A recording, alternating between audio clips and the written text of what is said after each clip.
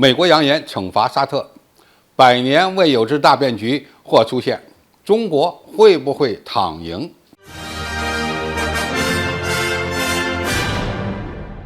观众朋友，大家好，我是付天少。在沙特直截了当拒绝美国要求其暂缓执行欧佩克加减产石油决定后，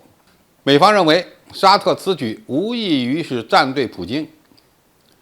因此，美国总统拜登警告说，他将重新评估沙特拒绝降低油价的问题，扬言这种做法必有后果。沙特认为，美国所说的沙特减产石油是为了伤害美国或出于政治目的的想法是绝对不正确的。沙特媒体还要求美国必须倾听海湾产油国的声音。沙特这次表现出的明显立场，还被认为是美国在中东影响力的急剧衰退的结果。你可以理解为，沙特根本不怕美国的惩罚后果。美国霸权的基础是美元霸权，而美元霸权又依赖于石油美元。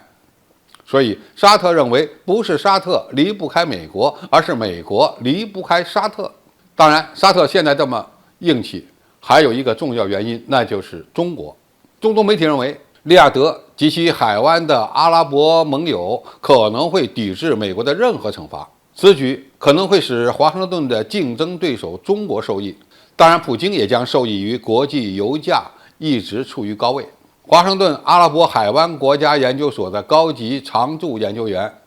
克里斯汀·迪万称，在拜登决定重新评估与沙特的关系之后，中国可能是沙特对美国藐视行为的预期受益者。中国肯定会对沙特有一个更大的开放，进一步推动中国与阿拉伯联盟的自由贸易区的谈判进度。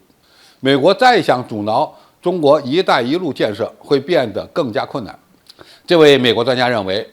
中国也有危险，因为美国与沙特关系的巨变会对中东的基本安全构架造成冲击。如果中东安全的局面崩溃，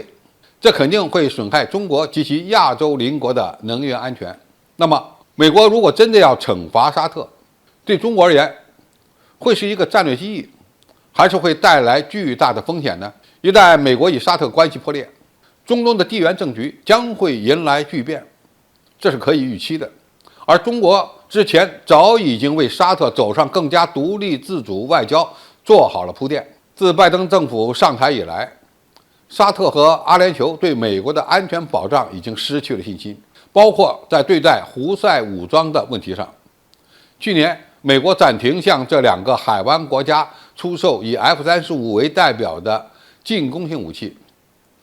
还从沙特撤出了爱国者防空导弹武器系统。此举很可能是作为美国从该地区更广泛撤军的一部分。在美国对中东影响衰落的情况下，中国一直寻求在油价飙升之际增加其在该地区的影响力。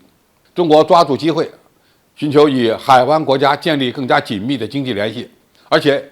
也在为中东国家之间的敌对关系的缓和发挥自己的作用。伊朗与沙特都与中国有着密切的经济联系，双方的关系改善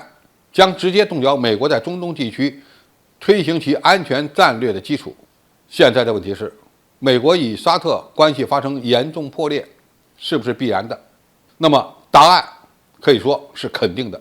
首先，美国要求沙特所做的事情符合自己的利益，但它并不符合沙特的利益。双方这种利益冲突必然会产生一个矛盾的爆发点。其次，美国中东战略的核心是安全战略，在美军开始撤出中东的背景下，已经无法给中东国家带来安全感。另外，美国通过军售和驻军来制衡沙特等国，也将失去吸引力。因为沙特和阿联酋完全可以从中国和法国等国购买武器，这些武器更便宜，而且呢还没有附带的政治条件限制。最后，美国对沙特等国仍然采取一种非对称的交往态度，缺少对沙特等国必要的尊重，双方在价值观上的冲突或裂痕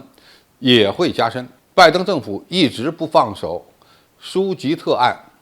把沙特称为贱民，这些政治正确都在摧毁双方之间的战略互信。总体而言，美国与沙特的争吵只是表面现象，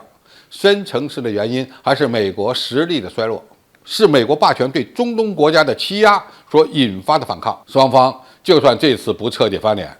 以后也很有可能会翻脸。中国需要主动作为，让中东国家走上独立自主的发展道路，而我们也会因此而受益。好，今天评述就到这里，谢谢大家收看，我们下期再见。